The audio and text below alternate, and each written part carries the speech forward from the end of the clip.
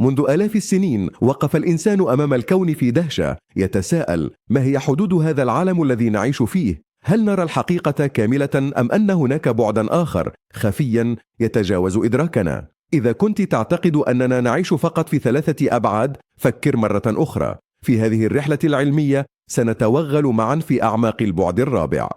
الآن اربط أحزمتك واستعد لمغامرة مذهلة.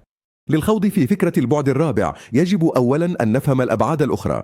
دعونا نبدأ من الأساس. في البعد الأول لدينا النقطة، مجرد مكان على سطح بلا طول أو عرض. ثم البعد الثاني الخط، هو سلسلة من النقاط المتصلة ويمثل الطول.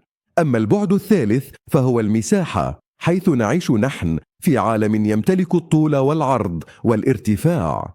لكن ماذا عن البعد الرابع؟ كيف يمكن أن يكون هناك ارتفاع آخر يتجاوز أبعاد عالمنا؟ التسركت مثال جذاب للبعد الرابع. تخيل مكعبا في البعد الثالث يعبر إلى واقع جديد تماما، لكن لا نستطيع رؤيته بأعيننا مباشرة إلا من خلال التمثيل المشوه، تماما كالبشر في العالم ثنائي الأبعاد الذين لا يفهمون العمق الذي نراه نحن. إذن البعد الرابع ليس مجرد امتداد، بل هو جزء أساسي من نسيج الزمكان الذي يشكل الكون كما نعرفه.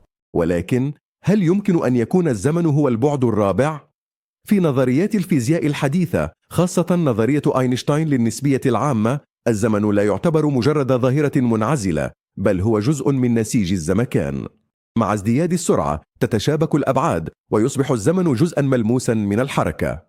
ربما يوما ما يمكن أن يتحول السفر عبر الزمن إلى حقيقة من خلال فهمنا المتعمق للبعد الرابع.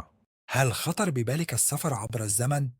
إذن أنت تفكر في البعد الرابع، ربما هو مفتاح المستقبل أو الماضي. العلماء اليوم يدرسون ظواهر مثل الثقوب السوداء، حيث يبدو الزمكان وكأنه يلتف بشكل لا يمكن تصوره. لكن هل يمكننا فعلا استخدام هذا لفهم الكون؟ هذا ما يحاول الفيزيائيون اكتشافه.